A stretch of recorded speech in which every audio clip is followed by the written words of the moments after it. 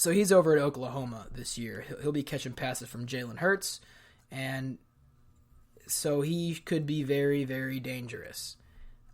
If you really dive into what Jalen Hurts has been able to do, his ability to throw has grown exponentially. And when you give him a good receiver like that, some nasty stuff could happen. And so he's at number 2 with Jalen Hurts. Now, I've mentioned all 4 Alabama receivers. This dude, it's hard to argue that this guy is number 1, just stats wise. And I know that I've tried to have been that's not proper English. What am I saying? I have tried to be as consistent as possible, and not just doing these based off of last year's stats. There's a lot more that has to go into it, and I think I've been pretty fair. I'm going to make that argument right here, though. Last year, Jerry Jeudy at Alabama, number 4, 68 catches, 1,315 receiving yards, 14 touchdowns. Insane. Ridiculous. Absurd. I don't know what else to say. He was last year's Biletnikoff winner, which is basically like the best receiver in college football for a year. So, last year he was going into it. It was a pretty even decision, a pretty unanimous decision that he was the best, and I think he will continue that. He's going into his junior year, which is insane. The dude's not very, very big, but he is very strong. Strong hands. We're talking about very fast. We're talking about good route running ability. He is probably the best thing that Tua Tagovailoa has at the wide receiver position. He probably is.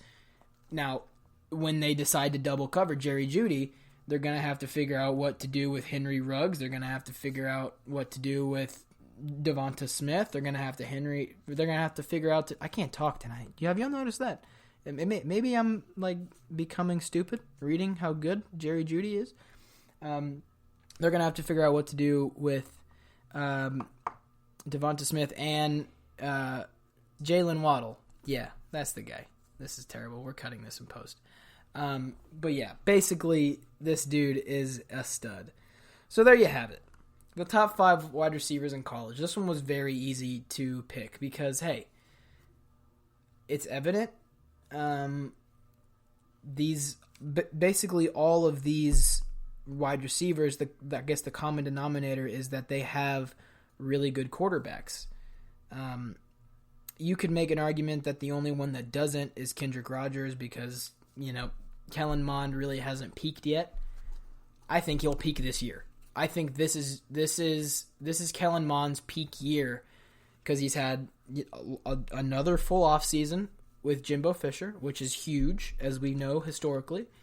And so when you combine that with team chemistry with Kendrick Rogers, with a healthy Kendrick Rogers, we could see some filthy offensive plays at A&M, which I'm very excited about because we haven't had a great quarterback since Manziel, and frankly, with the way Manziel has handled himself after college, it's not good to be associated with it.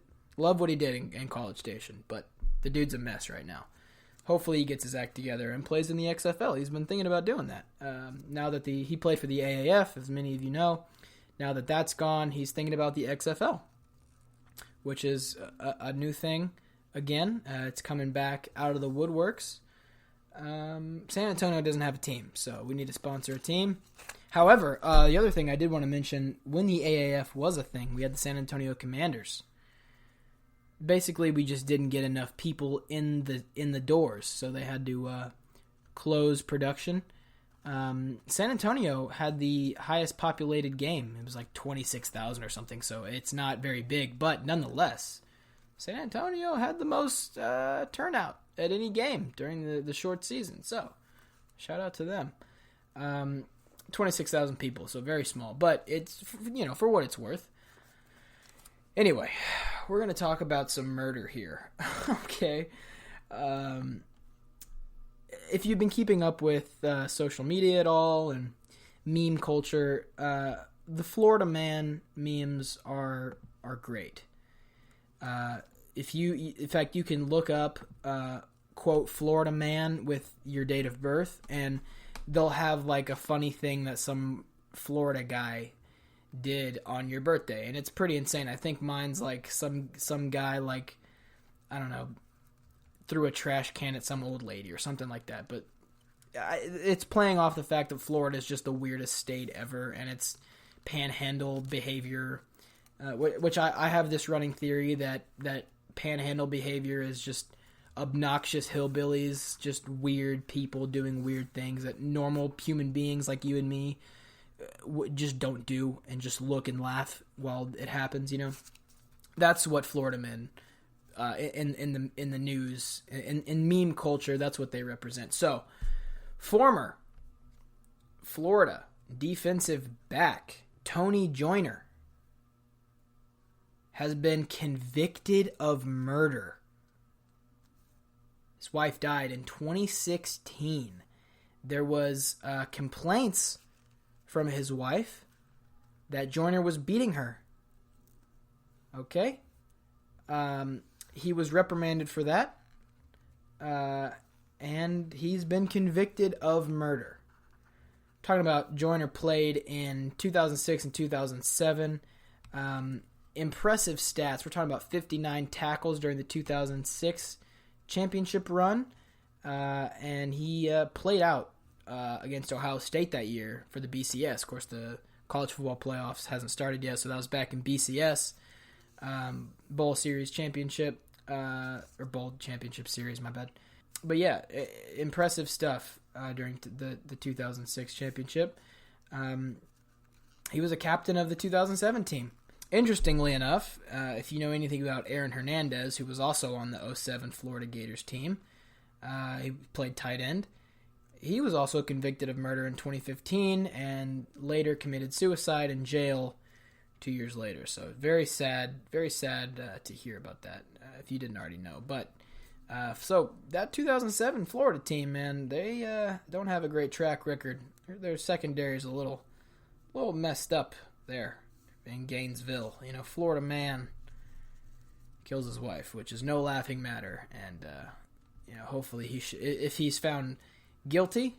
Of course, you're innocent until proven guilty. So if he's proven guilty, then he should get what he deserves. Definitely. Now that we're done talking about some murder here, we're gonna go into a lighter topic, something that everybody loves. Okay, I haven't met a person that doesn't love tacos. In fact, if you don't love tacos, let me know on social media. It's at @king__, Alex__, and at the Throne Room on Instagram and Twitter. Listen, I love tacos.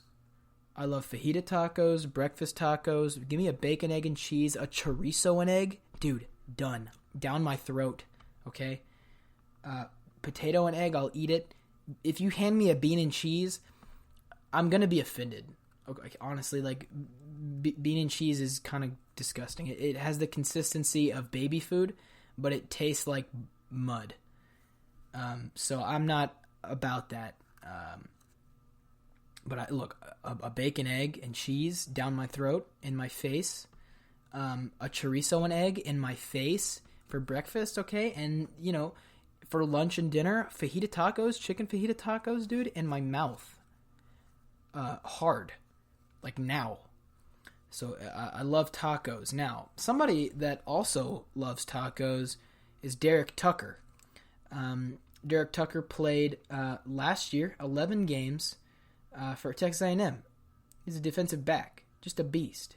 He played 10 games last season. I'm sorry, not 11. Sorry, 10 games last season. But basically, we don't really know the specifics. We just know that an argument broke out with Tucker and some random dude over tacos. They're fighting over tacos, and Derek Tucker, I guess, leaves the scene. There was some sort of fight that was broken up. Then he comes back Tucker comes back after the fight was broken up and hits this dude in the back of the head, which obviously led to an assault charge.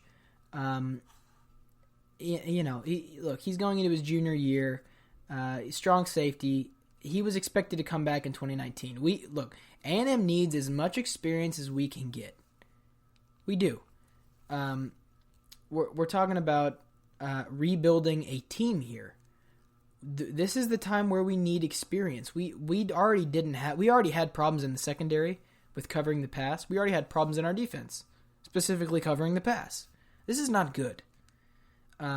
It's unsure whether we will suspend him, but normally in college football, when some player gets arrested, you're gonna get suspended. There's gonna be a suspension of some sort, and so losing a guy for X amount of games or maybe the entire season is not good for anybody involved. For him, it's not good because you lose a recruiting year. He's going to be a junior, so that's a huge recruiting year if you're any good, and he's pretty good.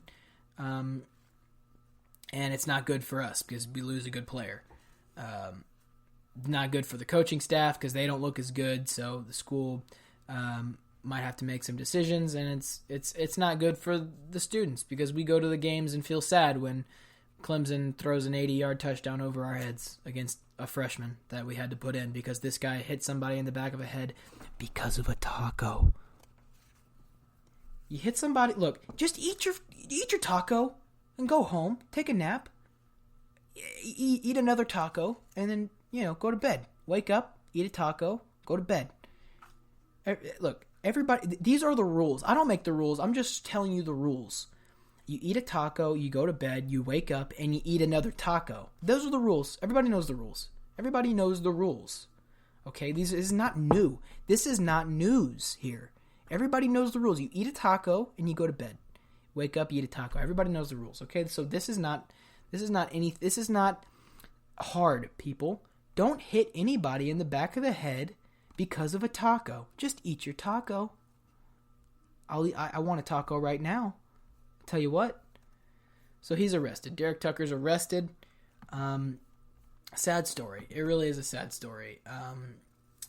And that'll about wrap up this week, guys. Short episode because, like I said, this list was insanely easy to put together.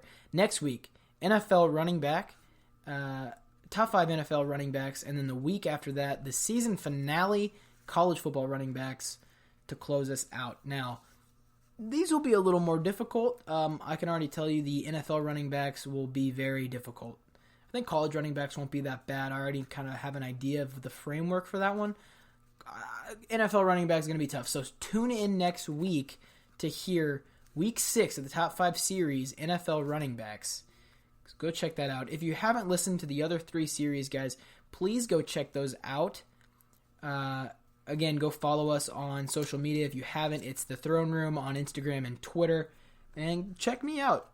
You know what I mean? Up and down, like I said. It's at King__Alex__ on Instagram here we go. And at AKingBoss99 on Twitter.